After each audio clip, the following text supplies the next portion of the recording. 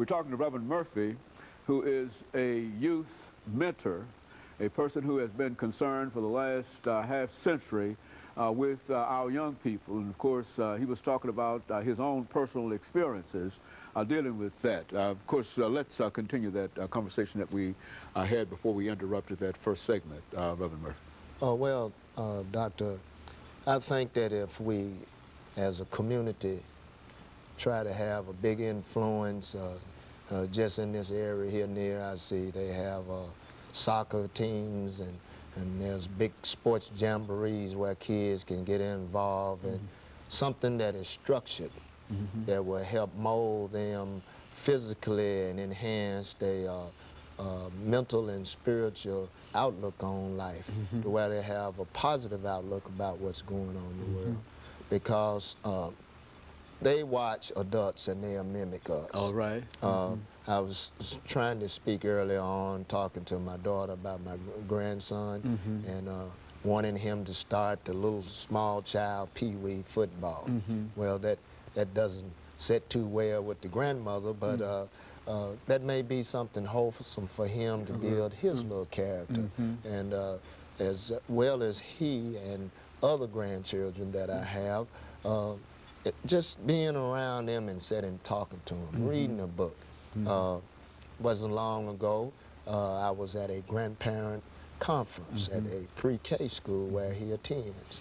And they gave us ideas what to do with the grandchildren in the summer. Take them places that just right here in town. Most of them are not expensive. You know, or walk by the river sometime and let them watch the barge go down the street.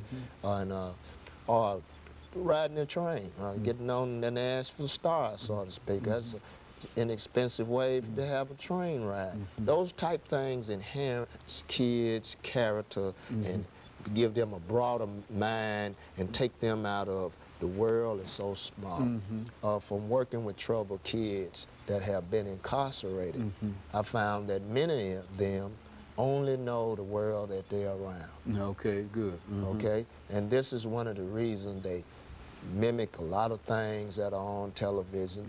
They see kids grow up, these rappers that do certain things, and I'm not here to badge the rap industry because some good things have come from that. We've had many those type of gentlemen and young ladies who have started in that realm and moved on into acting and other type careers. So we can get positive things out of a lot of those things also. But if we focus more on the home setting first, then our community values, teaching them what goes on in the government realm and how to prepare to deal with the government situations and what they should do as a good citizen. We can show them and guide them how not to get in these trouble issues of using illegal drugs, the use of alcohol.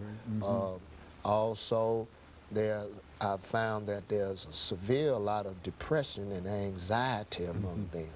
And that comes from the way the world is as a whole, of course. There are things that cause adults to be anxious. Very good, okay, you're right. The gas prices, the war, and so on. But then there are other gentlemen that they can show these young men the way to go, but they run into type of trouble. We've seen that with our professional athletes. Okay, good. I'm not here to badger the professional athlete. Good, I understand. Go on. At one time, that was an endeavor of my own until I came across this line of work because of physical conditions and so forth. But I didn't let that stop me. I remember how much work it was in how to learn how to be fit to play basketball without even having the ball in your hand. A lot of kids don't understand that. All right. You can't look at these guys playing and try to mimic them to play. That behind the scenes, that they're getting their bodies and their minds fit, that there are hours of play learning in the playbook, particularly in the National Football League.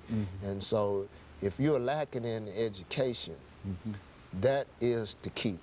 You must motivate them in education, whether it's in the formal education or in the special education realm as well as vocational education.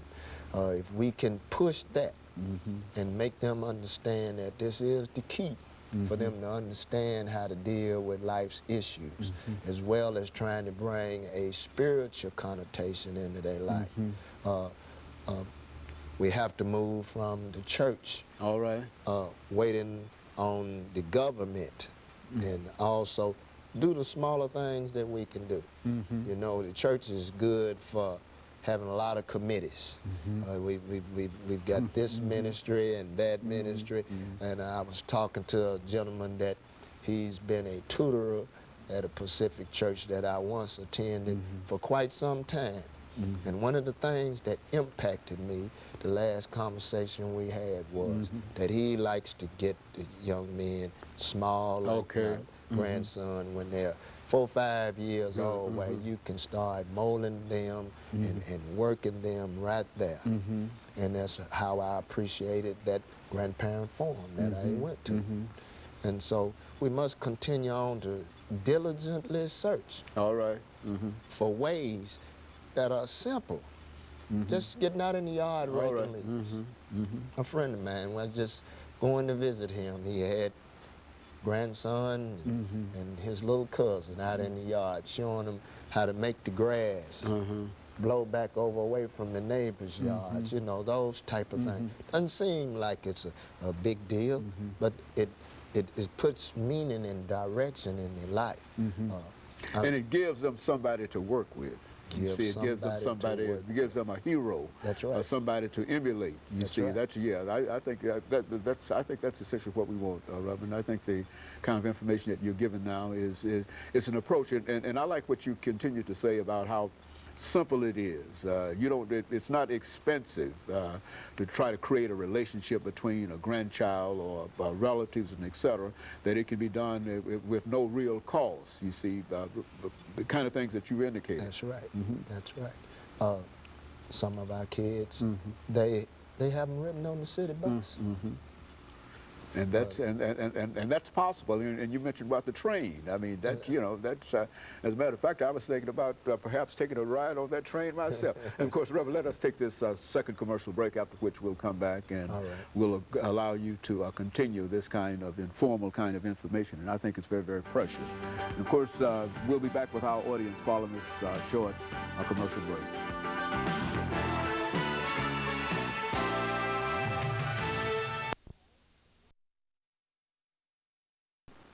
We're talking to